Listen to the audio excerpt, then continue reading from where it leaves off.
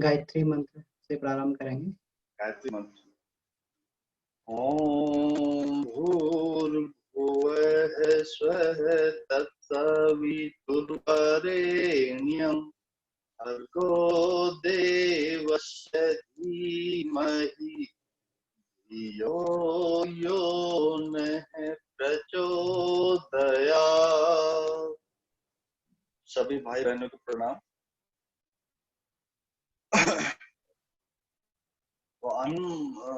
तो अमन जी आरंभ कर दिया जाए। जी तो आरंभ करते हैं आज की कक्षा जो है। हमारा अब इसमें थोड़ा सा आपका नेटवर्क कनेक्शन थोड़ा सा वीक है, लेकिन हो सकता है कि बाद में ये हो जाए। मेरा हाँ, नेटवर्क कनेक्शन थोड़ा सा वीक है। अब ठीक हो गया। ठीक है, तो आज की कक्षा को प्रारंभ करते हैं परिचय के साथ में। तो आदरणीय श्री सुशील त्यागी जी हम सभी लोगों को आज जो है ये अन्नमय कोश का परिचय, ये अन्नमय कोश का परिचय, उसका वैज्ञानिक विवेचन। तो विज्ञान का मतलब होता है विशेष ज्ञान किसी चीज का, जिसने उस चीज को जाना नहीं, उसके रेशे रेशे में रिसर्च किया हो। तो हम सभी लोग आदरणीय श्री सुशील त्यागी जी से और उनके व्यक्तित्व से परिचय हैं कि उन्होंने जो है किस तरीके से साधना करके और साधना की सीढ़ी पे चढ़ के अन्नमय कोश का परिष्कार किया। आप हमारे लिए, सभी लोगों के लिए एक उदाहरण है। तो और ये शनिवार का जो सेशन है अब विधिवत ये चालू हो गया है। इसमें अन्नमय, प्राणमय, मनोमय, ये तीनों के रिवीजन कक्षाएं इसमें चलेंगी। तो जो नए पार्टिसिपेंट्स आए तो उनको लाभ मिल जाएगा। और बाकी हमारे पहले से भी वीडियो उपलब्ध हैं, तो उसको भी रेफर करते रहेंगे ताकि इसमें हमें कहीं पे भी कोई समस्या है तो उसका समाधान हो जाए और ग्रुप में क्वेश्चन को भी पोस्ट कर दिया जाएगा। तो आपका अधिक समय न लेते हुए मैं आपसे निवेदन करता हूँ कि हम लोगों को फिर आगे की यात्रा पे ले चलें।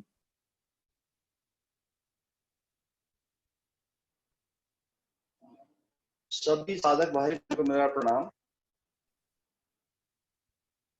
आत्मा के ऊपर चढ़े हुए 5 आवरणों में से पहला आवरण अन्नमय कोश है। अन्नमय कोश फिजिकल बॉडी या मेडिकल लैंग्वेज में इसको बायोप्लाज्मिक बॉडी भी कह सकते हैं। बायोप्लाज्मिक बॉडी इसलिए कहते हैं क्योंकि अन्नमय कोश को हम फिजिकल बॉडी समझ तो लेते हैं केवल समझाने के लिए, परंतु अन्नमय कोश, जिस अन्नमय कोश का जिक्र कुछ गुरुदेव ने किया या जिस अन्नमय कोश का जिक्र हमारे स्क्रिप्चर में है, वो अन्नमय कोश इस फिजिकल बॉडी से कहीं ज्यादा व्यापक है, कहीं ज्यादा विस्तृत है। तो हम प्रारंभिक अवस्था में समझने के लिए फिजिकल बॉडी, पृथक शरीर को ही अन्नमय कोश समझ लेते हैं। तो पुराने साधक तो सभी जानते हैं। जो हमारे नए भाई बहन हैं उनको थोड़ा सा इसका कॉन्सेप्ट ये क्लियर मैं कर दूं कि अन्नमय कोश का मतलब है कि जो अन्न के रस से बना हुआ है, अर्थात जो भी हम इनहेल करते हैं, जो भी हम खाते हैं, चाहे भले ही वो लिक्विड फॉर्म में है, चाहे भले ही वो सॉलिड फॉर्म में, चाहे भले वो गैस फॉर्म में, हमारी जो इंटेस्टाइन है, हमारे जो आत्मा है, हमारे जो बड़ी आंत है, वो उसको लिक्विड फॉर्म में, उसको रस के रूप में एब्जॉर्ब करता है। तो जो अन्न के रस से बना हुआ है वो अन्नमय कोश है। तो अन्नमय कोश का परिष्कार हम कैसे करेंगे, इसका हम प्योरिफिकेशन कैसे करेंगे, इसको हम और कैसे शुद्ध अवस्था पे लेके जाएंगे ताकि हमारी ये आत्मा की तरफ बढ़ने वाली साधना, हमारी आत्मा की तरफ बढ़ने वाली यात्रा आसान हो जाए और आगे जो आने वाले और कोश उनका एक आधार बन जाए। क्योंकि यदि हम अन्नमय कोश को शुद्ध नहीं कर पाएंगे तो आगे जो और हमारे जो और महत्वपूर्ण कोश आने वाले हैं, प्राणमय कोश है, मनोमय कोश है और आपका विज्ञान में, आनंद में है, उनका आधार कमजोर हो जाएगा। और आज के परिप्रेक्ष्य में जब एक महामारी से पूरी दुनिया जूझ रही है, उसमें अन्नमय कोश के परिष्कार का अन्नमय कोश के परिष्कार की इसलिए भी एक बहुत बड़ी जरूरत है कि क्योंकि हम ये अन्नमय कोश के परिष्कार में ही इम्यूनिटी स्ट्रांग होने का भी एक ऑटोमेटिक एक अपने आप ही हमको एक लाभ मिल जाता है। जो प्रैक्टिस में होती है उन प्रैक्टिसों में इम्यूनिटी अपने आप बढ़ जाती है, और इस महामारी से या और आने वाली भविष्य में महामारियां, उनसे जूझने की शक्ति भी हमें ऑटोमेटिक मिल जाएगी। या ऐसा भी कह सकते हैं कि समग्र स्वास्थ्य प्रबंधन का एक बहुत बड़ा दायरा अन्नमय कोश के प्रैक्टिस से हमारा कवर हो जाता है। तो आइए चलते हैं इसकी तरफ। थोड़ा सा मैं आपका ध्यान आकर्षित करने का प्रयास करूंगा, थोड़ा सा मैं इसको सरलीकरण करने का प्रयास करूंगा, जैसा भी मैं इसको समझाए। तो अन्नमय कोश में मैं जो भी बताने का प्रयास करूंगा, अन्नमय कोश में जो भी हमारे टूल्स हैं, जो भी हमारे उपाय हैं, जो भी हमारे प्रैक्टिसेस हैं, उनको थोड़ा सा मैं उनका कॉन्सेप्ट क्लियर करके तब बताने की कोशिश करूंगा। यदि कॉन्सेप्ट क्लियर हो जाता तो मेरा ऐसा मानना है कि आदमी को फिर आसानी से समझ में आ जाता है, उसमें कोई ज्यादा फिर भागदौड़ करने की या ज्यादा ब्रेनस्टॉर्मिंग पड़ती नहीं है। तो इस अन्नमय कोश के बारे में थोड़ा सा मैं और बताना चाहूंगा। अन्नमय कोश जो हमारा बैकबोन है, बैकबोन में जो हमारे बैकबोन को हमारे 5 हिस्सों में बांट दिया गया। तो सर्वाइकल रीजन है, थोरेसिक है, लंबर है, सैक्रल एंड कॉक्सियल। इस बैकबोन जो हमारा ये ब्रेन स्टॉर्म से लेकर नीचे तक कॉक्सियल रीजन तक गया हुआ है, इसमें जो वर्टिब्रा है हमारे, उन वर्टिब्रा जो 2 वर्टिब्रा जहाँ पे मिले हुए हैं, वहां से हमारे जो एक तरह से बहुत माइनर जो नस निकलती है, नर्व्स निकलते हैं, उनका आगे चल के एक गुच्छक बनता है, उसको गैंग्लियंस बोलते हैं, वो हर सेल्स में जाता है। तो ये जो गुच्छक आपस में जो उलझ जाते हैं, तो उनको परमपुरुष गुरुदेव ने एक उपपत्तिका वर्ड यूज किया है, उपपत्तिका का नाम दिया है, और ये कई तरह के होते हैं। तो ये उपपत्तिका ही अन्नमय कोश को हमारे फिजिकल बॉडी से बांधे रखते हैं। तो एक तो महत्वपूर्ण बात ये मुझे बतानी थी। दूसरे, अन्नमय कोश मृत्यु के बाद में अन्नमय कोश, ये जो हमारी फिजिकल बॉडी दिखाई दे रही है, इसका तो हम अंतिम संस्कार कर देते हैं, इसको तो हम या तो दफना देते हैं, या इसको हम इसका अग्नि संस्कार करके इसको समाप्त कर देते हैं। परंतु जो हमारा पुनर्जन्म है, जो हमारा आगे आने वाला जन्म है, उसमें जो हमारा वास्तव वाला जो अन्नमय कोश है, जो हमारा और अन्नमय कोश है, वो कैरी फॉरवर्ड हो जाता है, वो एज इट इज जीवात्मा के साथ चला जाता है। तो इसलिए मैं पहले ही मैंने निवेदन किया था कि अन्नमय कोश जो हम फिजिकल बॉडी समझ लेते हैं, वो उससे भी व्यापक है।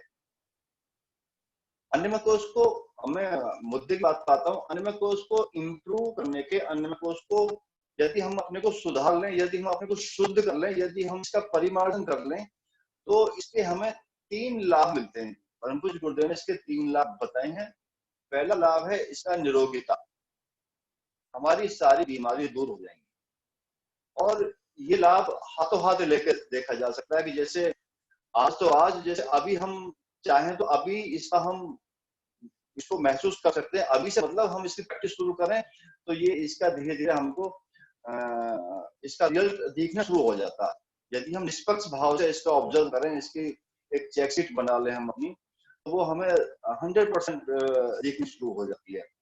तो एक तो निरोगिता है, दूसरा है दीर्घ जीवन, हमारी आयु बढ़ जाती है। तो यदि हम निरोग होंगे तो ये तो एक स्वाभाविक सी बात है कि आयु बढ़ जाएगी। और तीसरा है हमारा चिर यौवन, यूथफुलनेस, मरते दम तक हम युवा बने रहेंगे, जो कि लगभग आज के समय में सभी मनुष्य चाहते हैं कि हम यूथ बने रहें, हम बुजुर्ग बुढ़े ना हो, बुढ़े इन द सेंस कि हमारा जो स्वास्थ्य बिल्कुल अच्छा बना रहे। और यूथफुलनेस का मेरा अभिप्राय यह है यहाँ कहने का कि यूथफुलनेस का मतलब यह है कि हम मरते दम तक एक्टिव रहेंगे, हम मरते दम तक काम करते रहेंगे। हम ऐसा नहीं है बेड पे लेट जाएंगे, कोई हमें बहुत बड़ी सीरियस बीमारी हो जाएगी, ऐसा नहीं है। और हमें एक सबसे बड़ा लाभ मिलेगा इसका, हम चिर यौवन हमें मिल जाएगा, हम एक्टिव रहेंगे, लेजीनेस हमारे चेहरे पर रहेगी, और हम आत्म परिष्कार की जो यात्रा है उसमें और आसानी से, उसमें और तेजी से, उसमें और मजबूती से कदम आगे रख सकेंगे। तो ये हमें 3 लाभ 100% मिलते हैं। और मैं 1915 से मतलब सॉरी 2015 से मैं इस प्रैक्टिस में हूँ। जब मेरी उम्र 52 ईयर थी, मैं 52 साल का था। तो जब ये मेरे को लाभ महसूस हुए, मेरे को लाभ मिले, तो मैं समझता हूँ जो हमारे युवा साथी भाई बहन हैं, जो बिल्कुल यंग एज में है, उनको तो और वही जल्दी और बहुत ज्यादा लाभ मिलेंगे। इस ये मेरा अपना विश्वास है और मेरा ये दृढ़ विश्वास है। तो ये तीनों लाभ लेने के लिए हमें 4 प्रैक्टिस करनी पड़ेंगी। बहुत ज्यादा टंटा नहीं है, बहुत ज्यादा ऐसा कोई उसमें नहीं घुसना, हमको जाके पता नहीं क्या करना पड़ेगा, ऐसा कुछ नहीं है। इसमें हमारा पहला जो टूल है, जो पहला हमारा उपाय, जो पहली हमारी प्रैक्टिस है, वो है आसन, योग आसन। योग में जिन 8 नियम को बताया गया है, उन 8 नियम में से हमने ये आसन को वहां से कठपुतली पेश कर दिया है परम पूज्य गुरुदेव ने। और दूसरा है उपवास। उपवास में आजकल एक भोजन की शुद्धि इसमें जोड़ दिया गया है। तो उपवास के साथ साथ में भोजन शुद्धि भी है। उपवास के साथ साथ में भोजन शुद्धि का भी हमें बहुत ही ध्यान रखना है। तीसरा है तत्व शुद्धि। तत्व शुद्धि, जो 5 तत्व से हमारी बॉडी बनी है, जो 5 महाभूत बताए गए हैं, उनको हम प्योरीफाई अवस्था में कैसे रखें अपने शरीर के अंदर। जो शरीर हमारा 5 तत्वों से बना हुआ है, उसको हम कैसे शुद्ध करें प्रत्येक तत्व को। और चौथा है तपश्चर्या। तपश्चर्या वो वाली तपश्चर्या बिल्कुल भी ना सोचें जो नए साधक भाई बहने कि पता नहीं हमको कहीं जाना पड़ेगा, पहाड़ पे वन में कहीं वहां जाके तपश्चर्या करनी पड़ेगी। गुरुदेव ने इतनी अच्छी, इतनी सरल, इतनी सही ढंग से तपश्चर्या को डिफाइन किया है कि तपश्चर्या को जो हम घर में रहते हुए, अपने कार्य करते हुए, अपना ड्यूटी करते हुए, अपना बिजनेस करते हुए आराम से जिनका पालन कर सकते हैं अपने दैनिक जीवन में, और उनके लाभ भी हमको साथ साथ दिखाई देंगे। तो ये 4 टूल हैं और 3 उसके हमें लाभ हैं। तीनों लाभ ऐसे हैं कि इन लाभों के लिए, एक एक लाभ के लिए हम डॉक्टर के पास जाते हैं, पता नहीं कहाँ कहाँ जाते हैं, और वो हमें आजीवन मिल नहीं पाते। मृग मच्छिका की तरह हम उनके पास उनके पीछे दौड़ते रहते हैं। तो एक जो ये पहला वाला जो हमारा लाभ बताया है आसन, और सॉरी प्रैक्टिस बताई है, वो है आसन। आसन का इतना प्रचार प्रसार हो चुका है हमारे देश में, और अब तो 2015 से ही इसको अंतरराष्ट्रीय स्तर पर, इंटरनेशनल लेवल पर जून के महीने में मनाया जाता है। तो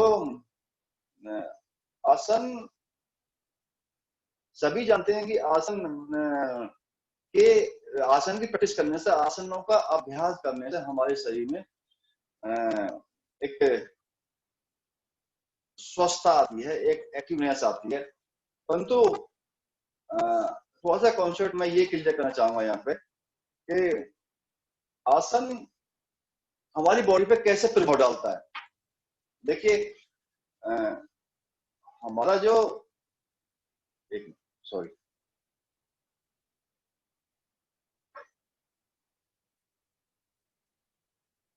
हमारा बॉडी में जो करंट फ्लो होता है वो नॉर्थ से south. North south, north means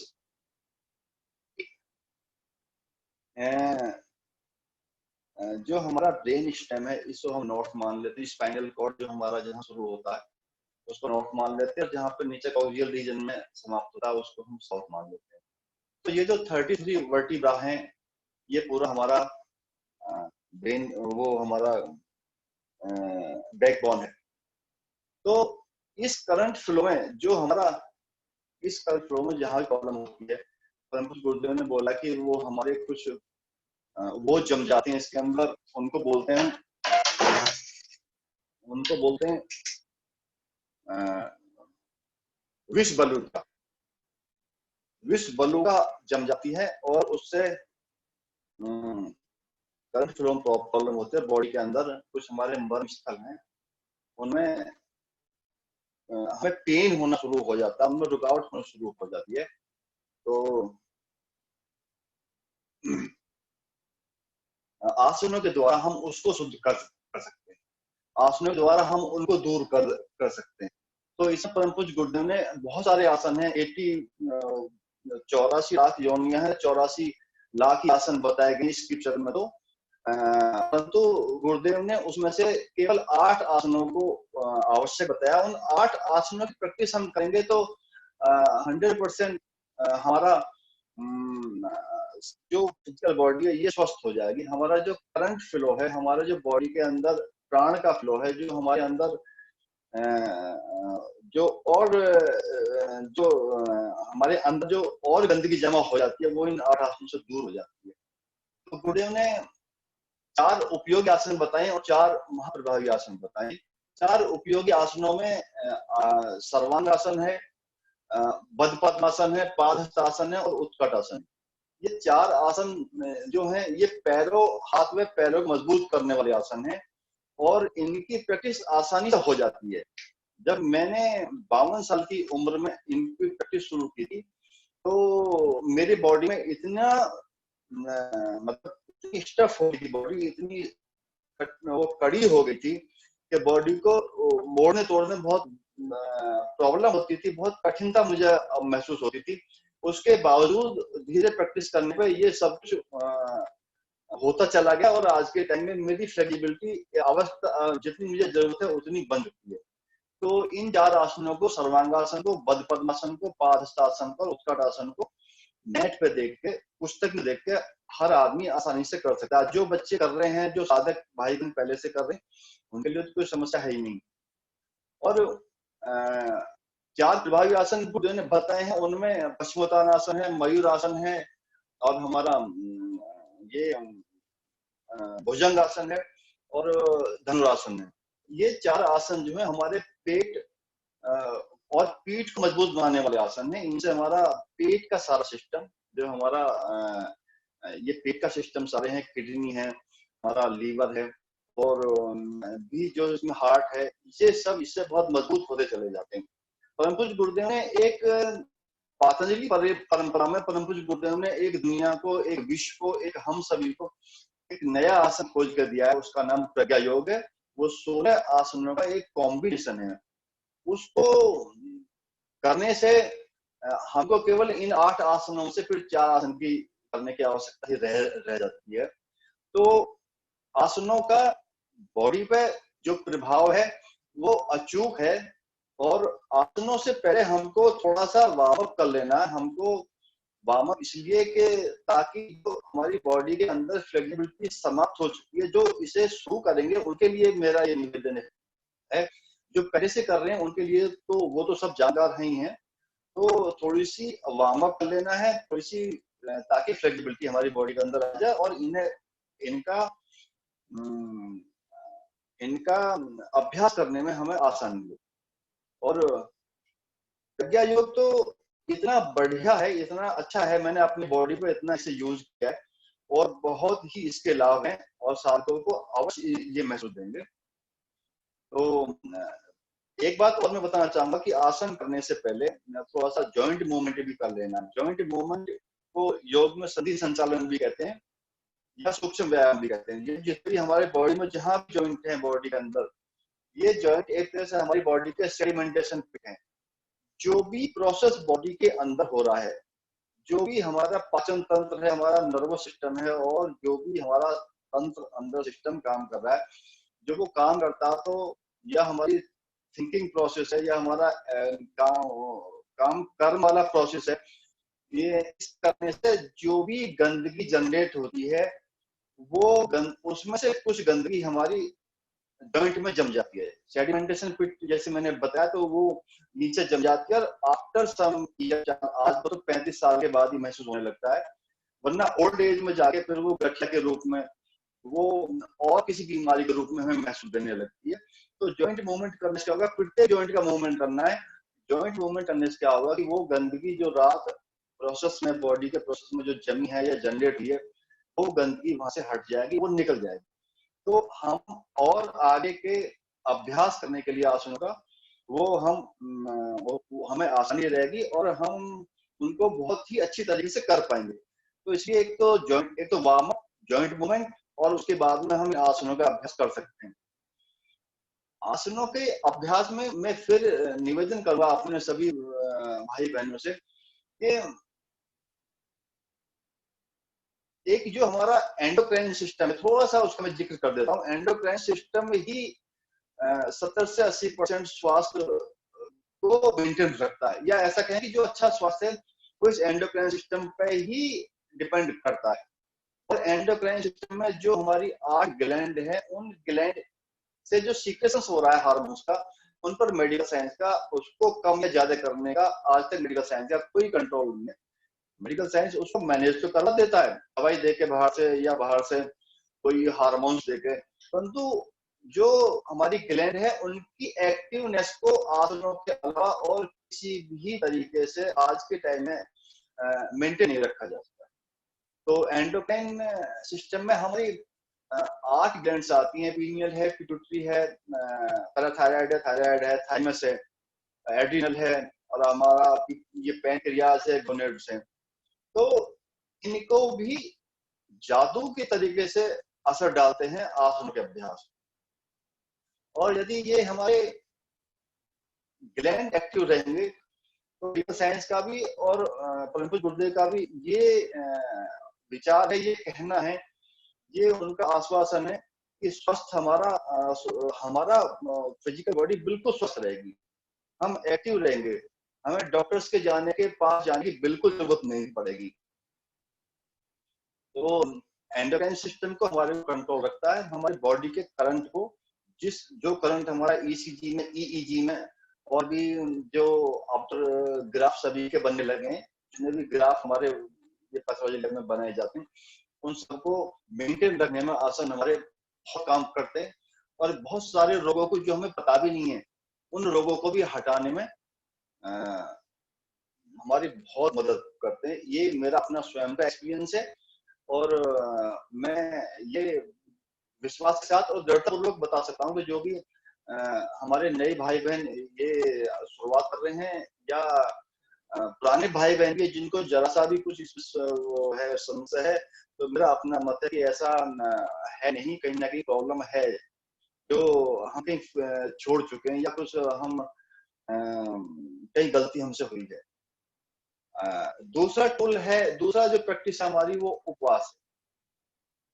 उपवास अन्नमय कोश को तो शुद्ध करता है, अन्नमय कोश का तो परिष्कार करने में सहायक है ही है, अन्नमय कोश को तो मजबूत बनाता है उपवास। उसके साथ साथ में एक ऐसा वैक्यूम क्रिएट करता है हमारे अंदर, हमारे अंदर एक ऐसा रिसीवर बना देता है, जो हम कॉस्मिक एनर्जी को, जो हम आत्म चेतना को, जो हम परमात्म चेतना को, जिस ईथर तत्व में हम डूबे हुए हैं, जिसमें हम प्राण तत्व में रह रहे हैं, उसको भी अपने अंदर ऑटोमेटिक खींचने शक्ति पैदा कर देता है। तो इसलिए ऋषियों ने, मुनियों ने हमारे जितने भी पर्व त्योहार हैं, इन उपवासों को अक्सर उससे जोड़ दिया था, ताकि जनसाधारण को बहुत सारा विज्ञान ना समझना पड़े, जनसाधारण को बहुत आसानी से समझ में आ जाए कि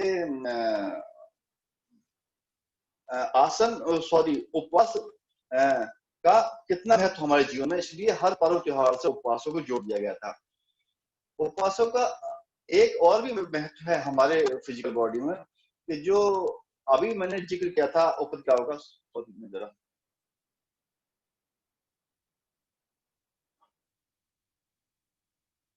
मैंने रात भोजन कर लिया था, तो उसमें प्याज ज्यादा लग गई मेरे, मैं किसी कारण से सोया भी लेट था।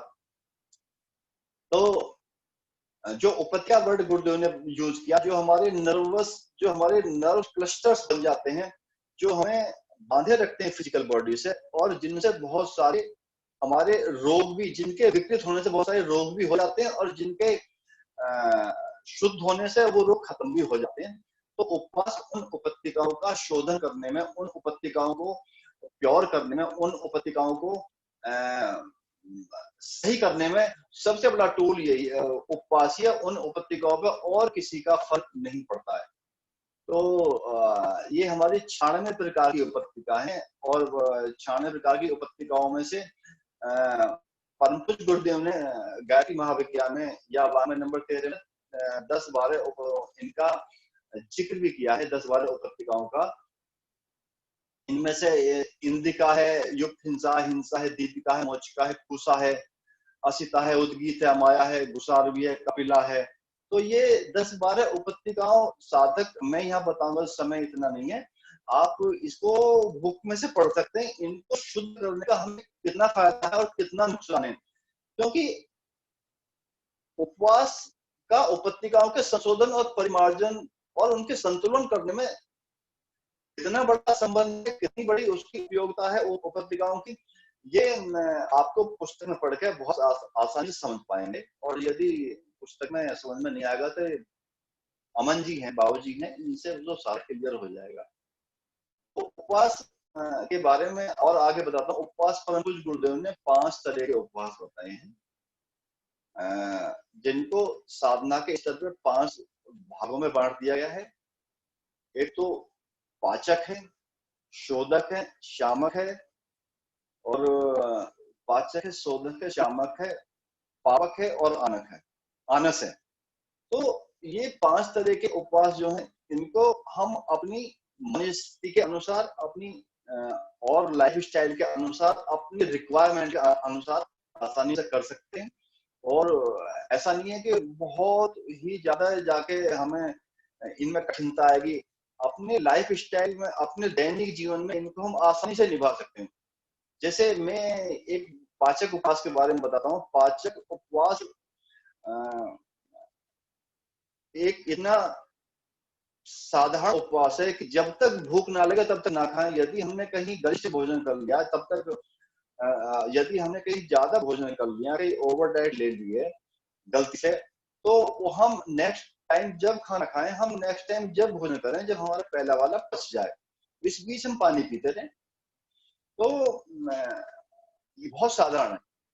हम एक टाइम में, 2 टाइम में कब्ज को तोड़ने वाला, कब्ज को खत्म करने वाला, कब्ज को मेंटेन करने वाला सबसे अच्छा जो हथियार है, सबसे अच्छी जो प्रैक्टिस है, सबसे अच्छा जो तरीका है, वो पाचक उपवास है। और इसे मैंने खूब प्रैक्टिस की है और बहुत ही अच्छा लाभ मिला इसका। तो यदि कहीं शादी ब्याह में, कहीं पार्टी में, कहीं उत्सव में, कहीं या मेजबान के आग्रह से ज्यादा भोजन कर दिया गया, तो उसको हम पाचक उपवास से मेंटेन कर सकते हैं। उसको इतने ना पच जाए, इतने पहला ना पच जाए, दूसरा भोजन हम ना लें। दूसरा है शोधक है। शोधक उपवास हम करते भी थे, छोटे थे जब, उसका हमें पता नहीं था कि ये शोधक उपवास है। शोधक उपवास में हम पानी को बॉईल करके, क्योंकि उस वक्त पहले वो तो थे नहीं आरओ या और कोई ये प्योरीफाई करने वाली मशीन जो आजकल आती है, वो तो कुछ नहीं। तो हम पानी को, जैसे बचपन में गांव में बुखार चढ़ जाता था, हमें फिर होता था, तो माता श्री क्या करती थी कि पानी को बॉईल किया और मटके में भर दिया और उसमें से निकाल निकाल के पीते रहते थे। तो शोधक उपवास में भी ऐसा ही होता है कि उबला पानी हम प्रयोग करते हैं, और तब तक उस उबले पानी पे हम रहते हैं, तब तक हमारा जो रोग है, या हम खतरनाक स्थिति से बाहर नहीं आ जाती है, या रोग हमारा खत्म नहीं हो जाता है।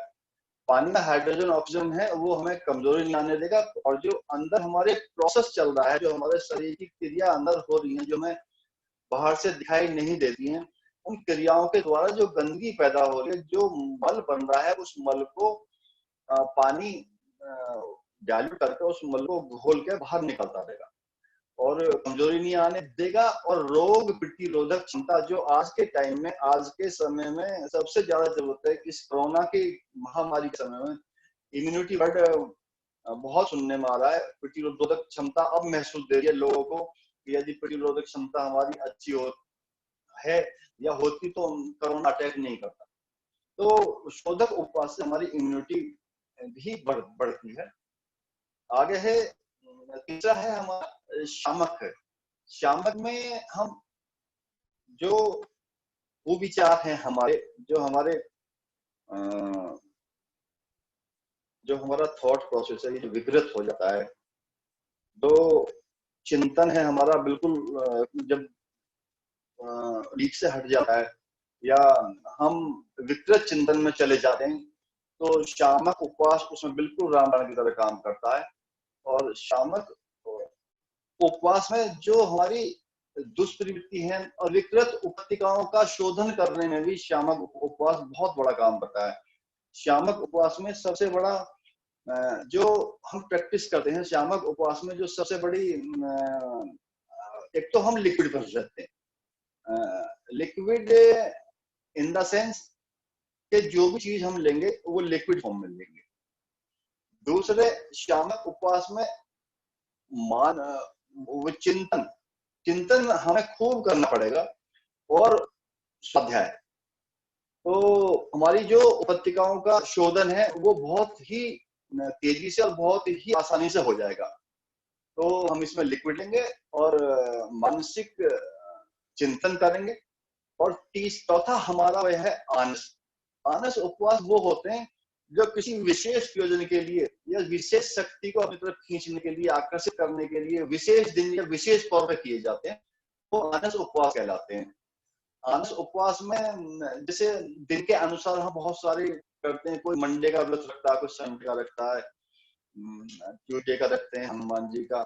तो एक विशेष दैवी शक्ति को अपनी तरफ आकर्षित करने के लिए, उसका संधान करने के लिए, उसका उसको धारण करने के लिए हम शाम पावक उपवास ये आनस उपवास करते हैं। और आनस उपवास में जिस दिन का व्रत रखते हैं उस दिन के अनुसार ही भोजन लेना होता है। और हमारे बहुत सारे भाई बहन इसमें कर भी रहे हैं, हमारे बच्चे बहुत सारे करते हैं। तो ये भी बिल्कुल सटीक अपना काम करते हैं। जिस लक्ष्य के लिए हम करते हैं वो लक्ष्य सीधा पहुंचा देते हैं। सबसे लास्ट में है एक पावक उपवास। पावक उपवास को हम पापों के प्रायश्चित के लिए करते हैं। और पावक उपवास में एक चंदन है हमारा, और एक और भी एक व्रत और जो मेरे अभी माइंड में नहीं आ रहा है। तो चंद्रयान साधना है, और इसको साधक जो भी साधक इसे भाई बहन करना चाहें उसको वरिष्ठ साधक के जिन्होंने कर चुके हैं जो साधक, उनके ही गाइडेंस में, आदरणीय बाबूजी के गाइडेंस में इसको हम कर सकते हैं। जितने भी प्रायश्चित हमसे हुए हैं, पाप हमसे हुए हैं, या जो ऐसी बातें हैं जो हमें स्वयं हम वैल्यूशन करें तो वो लगा कि हमसे बहुत बड़ी गलती हो गई है, ये उसके प्रायश्चित स्वरूप की जाते हैं। और ये उनको हमारे जो दुष्कर्म है, हमारे जो गलतियां हम सही हैं, उनको बिल्कुल जला के फर्नेस की तरह जला के भस्म कर देते हैं। तो ये 5 तरह के हमारे उपवास है। उपवास के साथ साथ हमारे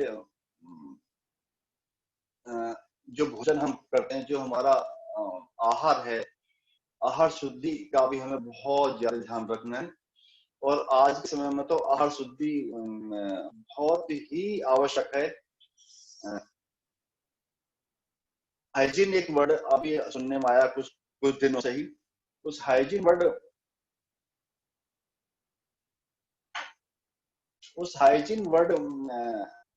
मतलब तो फिजिकल शुद्धता है भोजन का, बाहर से दिखाई देने वाली, या जो कोई लेबोरेटरी में प्रूव हो जाए वो वाली शुद्धता है। परंतु जिस आहार शुद्धि की बात अध्यात्म में की जाती है, जिस आहार शुद्धि की बात हम करते हैं, वो आहार शुद्धि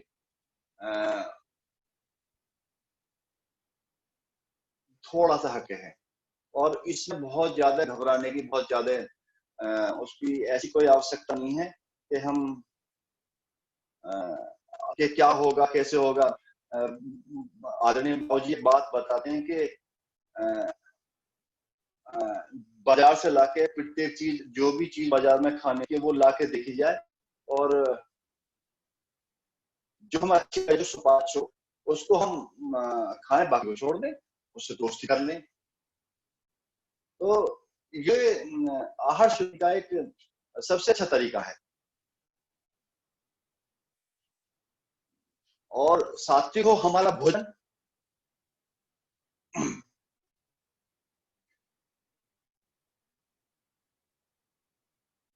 और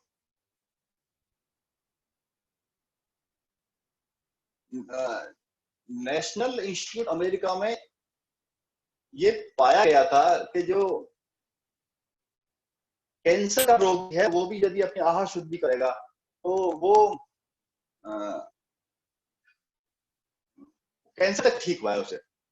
और आहार शुद्धि, हम जी 1 मिनट में अभी जरा करता हूँ। अमन जी मेरी मुझे कॉल करने वाला। अमन जी, अमन जी, जी भाई साहब, जी जी सर, बताइए बताइए।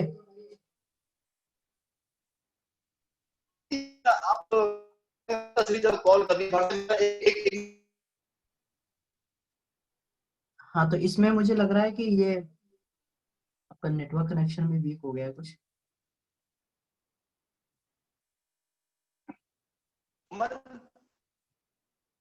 हाँ जी, मैं सुन पा रहा हूँ आपको।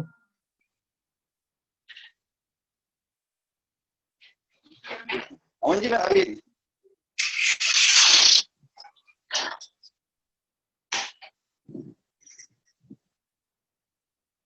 जी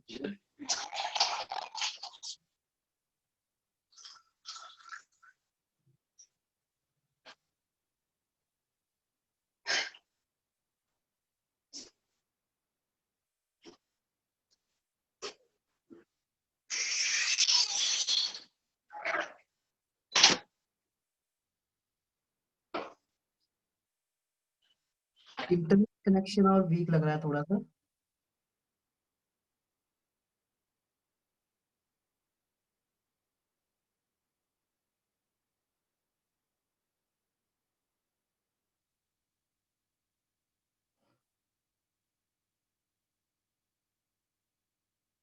हेलो जी जी, आवाज आ हेलो, रही है। आवाज आ रही है। हाँ जी, आवाज आ रही है। मैंने मैंने इसको ऑन ऑफ भी किया अभी, नेट जोड़ा भी है।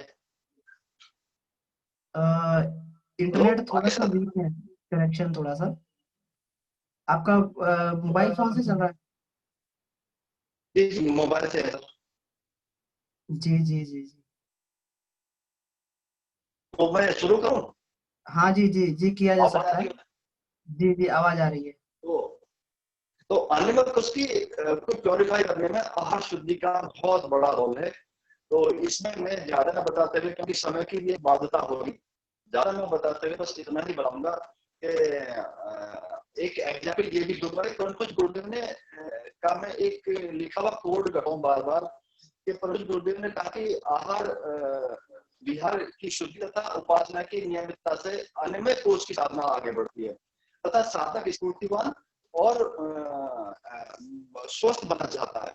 परंतु यदि वो अपने अन्न का, अपने भोजन का सात्विकता का की तरफ नहीं लेके जाएगा, उसका इंतजाम नहीं करेगा, तो उसको आने वाले टाइम में उसको जो कामना है, हमारी वासना है, ऐसी तरह खींच के ले अपनी तरफ ले जाती है जैसे मुर्गे की गर्दन को बिल्ली रोल कर रख देती है। ये मैं अक्सर इसको कोट करता रहता हूँ और ये बिल्कुल सही है। यदि हम अपने आहार पे हम यदि एभक्स खाने वाले मांस वगैरह से ग्रस्त रहेंगे या और कोई एभक्स चीज खाएंगे तो ये जो हमारे प्रैक्टिस है ये अपना रिजल्ट बिल्कुल भी नहीं दिखा पाएंगी।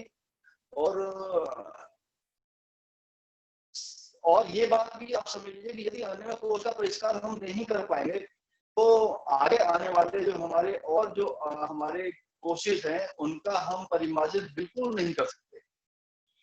तो आध्यात्मिक लक्ष्य की प्राप्ति हमारी बिल्कुल नहीं होगी। और मैं फिर निवेदन करना चाहूंगा कि दुनिया में इस आहार शुद्धि पे बहुत ही ज्यादा रिसर्च हुई है। एक कनाडा में 1989 में उन्होंने क्या किया था, कनाडा की लेबोरेटरीज ने कि उन्होंने जो इंडियन हर्बल्स है वो ब्राह्मी को उन्होंने शोध किया था, तुलसी का भी किया था। उसके जो उसका एसेंस लेके उसका जो कुत्तों में उसके इंजेक्शन को एक्टिव मतलब इंजेक्ट किया था। और तो उन्होंने ब्राह्मी के इंजेक्ट करने के बारे में उनका जो रिजल्ट ये निकल के आया था कि कुत्तों के माइंड का कॉर्टिकल रीजन है वो ज्यादा एक्टिव हो गया, उसकी क्रियाशीलता बढ़ गई है। तो मेरे कहने का मतलब ये है कि अब भोजन को हमारे अध्यात्म में 3 हिस्सों में भी डिवाइड कर दिया गया है, सत रज तम। तो ये अपना असर दिखाता है। इसलिए हमारे ऋषियों ने भोजन शुद्धि पर बहुत ज्यादा ध्यान दिया है। तो जो हमारे साधक भाई बहन हैं, उनसे भी मेरा निवेदन है कि भोजन के शुद्धि पर अवश्य ध्यान दिया जाए। दूसरा, एक बात मैं उसमें बतानी भूल गया था, उपवास में। उपवास में किसी भी तरह का उपवास हम कर रहे हैं, उसमें गुरुदेव ने 5 बातों का 5 बातों के लिए बोला है कि ये हमें अवश्य उनको फॉलो करना है। एक तो है कि कोई भी उपवास हम कर रहे हैं, पानी को बार बार पीना है, बगैर प्यास लगे भी हमको पानी को पीना है। दूसरा, अधिक शारीरिक श्रम नहीं करना है उपवास के दौरान। और यदि तीसरा है कि यदि कमजोरी हमें महसूस देती है तो हमें तरल पदार्थ, हमें कोई भी लिक्विड थोड़ा सा पी लेना है। ऐसा नहीं कि हमें पेट भर के पी लेना, और यदि पेट भर के पी लेंगे तो फिर उपवास का महत्व चला जाता है। और उपवास के बाद में जब हम उसका पारण करेंगे तो वो हल्के और सुपाच्य आहार से करेंगे। यदि हम बहुत ही कोई गरिष्ठ पदार्थ ले लेंगे तो उसका महत्व खत्म हो जाएगा फिर, और हमारे पाचन तंत्र पे भी वो अनावश्यक बोझ डालेगा। आत्मचिंतन और स्वाध्याय तो एक इसकी आवश्यक शर्त गुरुदेव ने जोड़ी हुई है। उपवास के दौरान हम आत्मचिंतन करेंगे, स्वाध्याय करेंगे, तो उपवास का जो कोर्स है वो पूरा हो जाएगा। उपवास का जो सर्किल है वो इनके बगैर पूरा हो नहीं पाएगा। तो ये उपवास की बात हुई, और आहार शुद्धि की बात हुई है। आहार शुद्धि में भगवान महावीर ने ये भी कहा है कि एवक्स का भक्षण मनुष्यता को त्यागे बिना संभव नहीं है। तो इसलिए मेरा निवेदन है बार बार कि आहार में हम जितनी शुद्धता ला सके, जितनी सात्विकता ला सके, उतना ही हमारा अन्नमय कोश परिमार्जित होगा, अन्नमय कोश शुद्ध होगा। और अन्नमय कोश में जितने भी हमारे गंदगियां हैं उनको हम बाहर निकालने में सक्षम होंगे। डॉक्टर के पास जाने की जो फ्रीक्वेंसी हमारी कम हो जाएगी, या जैसे आयु बढ़ने के साथ साथ मेरे जैसे डॉक्टर के पास भागते हैं बहुत कम हो जाएगा। मेरे काफी रोग भी आहार शुद्धि से खत्म हुए, समाप्त हुए, मैंने उनको महसूस किया है। तो आगे हम बढ़ते हैं। एक हमारा आगे वाला उपाय है तत्व शुद्धि। तो तत्व शुद्धि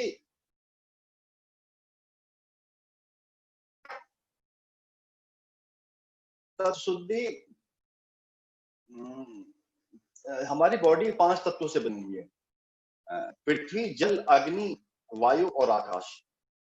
ये हम सभी जानते हैं। तो इनको यदि हम शुद्ध फॉर्म में, और आयुर्वेद तो केवल 3 पे काम कर रहा है,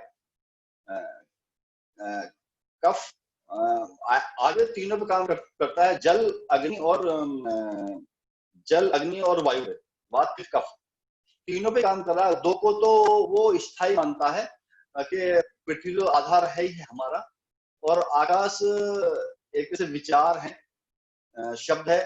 तो इन तीनों पे आयुर्वेद सारा टिका हुआ है। तो हम यदि इन 5 तत्वों को शुद्ध रूप में ग्रहण करेंगे, या जो हमारे अंदर है उनकी हम शुद्धता की तरफ थोड़ा सोचेंगे, शुद्धता की तरफ थोड़ी सी प्रैक्टिस करेंगे, तो हमारे अन्नमय कोश के परिमार्जन में और भी तेजी आएगी, और भी हम स्ट्रॉन्ग तरीके से, मजबूती से आगे बढ़ सकेंगे। तो पहले मैं आपको पृथ्वी तत्व के बारे में बताऊंगा। पृथ्वी तत्व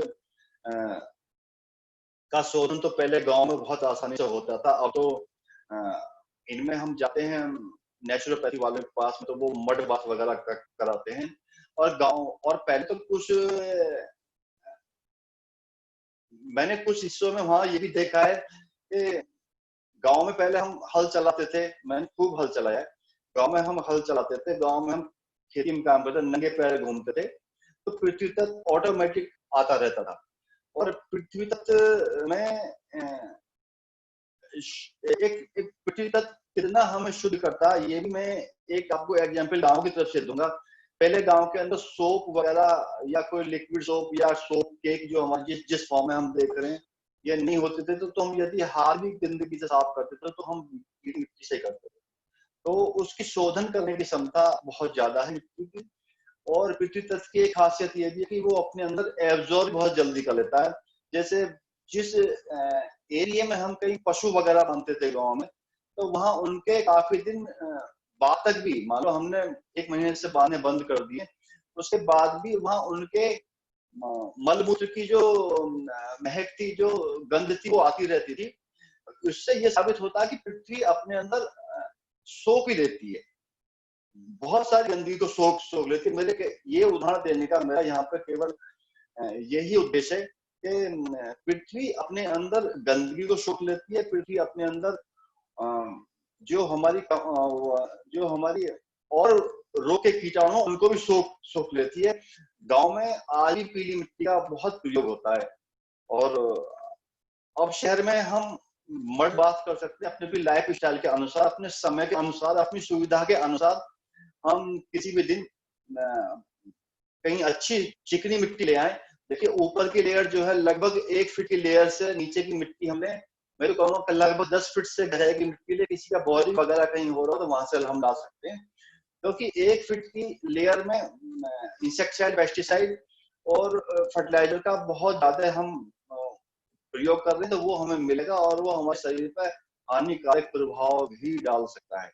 तो इसलिए हम गहराई से मिट्टी लें, मतलब गहरी मिट्टी हो, चिकनी मिट्टी हो, उसको हम लेप करके नहाएं, थोड़ी देर उसको सनलाइट में बैठें यदि संभव है, और जिसकी जैसी भी सुविधा है। और एक बात का ध्यान रखें, बाथरूम के अंदर नहाना है, वरना वो ड्रेनेज सिस्टम को चौक कर सकता है। तो हम बाहर कहीं भी बैठे नहा सकते हैं, छुट्टी के दिन नहा सकते हैं।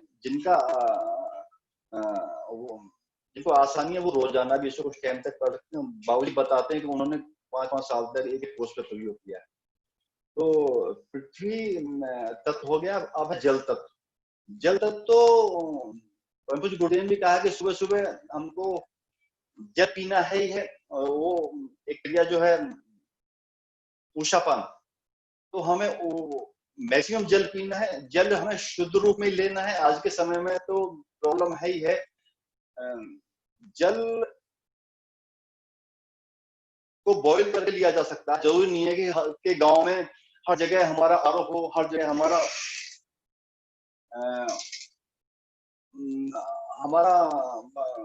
कोई और प्योरीफाई सिस्टम हो, तो हम उसको बॉईल करके ले सकते हैं। जल को हम बार बार पी सकते हैं। बाबूजी एक बात ये बता रहे हैं कि पानी को हमेशा घूंट करके पीना है, हमको मुंह में घुमा के पीना। उसका एक फायदा है कि एक तो उसका पीएच लेवल थोड़ा सा बढ़ जाता है, और उसमें सलाइवा मिल जाता है। और पानी घूंट घूंट करके पीने से क्या है कि हमारे हर सेल तक जाता है। जब हमारा स्टमक में पानी जाएगा, उसके बाद में जो हमारा ये स्पिंटर, पाइलोरिक स्पिंटर वाल है, इससे जाके पानी जब ड्यूरोनम में होता हुआ नीचे तक जाएगा, तो वो यदि हम घुट घुट करके पी रहे हैं, तो वो पानी हमारा एब्जॉर्ब करके हर सेल में इंटेस्टाइन भेज देगी उसको। और यदि हम गटागट बहुत ज्यादा पानी पी जाएंगे, तो उससे हमारे पाइलोरिक स्पिंटर वाल पर भी फर्क पड़ता है, लोड पड़ेगा उस पर। सेकेंडली वो पानी स्पीड से निकल चला जाएगा इंटेस्टाइन में घूमता हुआ, और जो हमारी गंदगी जमा है इंटेस्टाइन में, उसे तो वो साफ कर देगा। परंतु जो गंदगी जमा हमारी हर सेल में, हर सेल के कोशिका में, मतलब कोशिका के हर उसमें माइटोकॉन्ड्रिया तक, अपने डीएनए तक, आरएनए तक, जो भी उसमें साइटोप्लाज्म वगैरह है, उसमें जो गंदगी जमा उसको वॉश आउट पानी नहीं कर पाएगा। तो इसलिए हमें इस बात का विशेष ध्यान रखना, जितना भी संभव हो सके पानी को हम घूट घूट कर पिए और शुद्ध पानी का प्रयोग करें हम। तो पानी की वहां से, जल की शुद्धि वहां से हो जाती है हमारी। और इसका डिटेल में जाने के लिए हम पुस्तक की तरफ फिर जाएंगे। मैं आप सबसे फिर निवेदन करूंगा कि वांग्मय नंबर 13 या ज्ञाति महाविज्ञान पाठ 3 का अध्ययन तो करना ही करना है। तीसरा पाठ है, तीसरा तत्व है हमारा अग्नि। अग्नि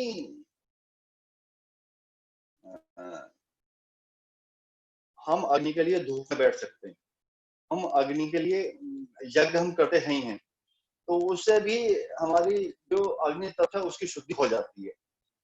और अग्नि की शुद्धि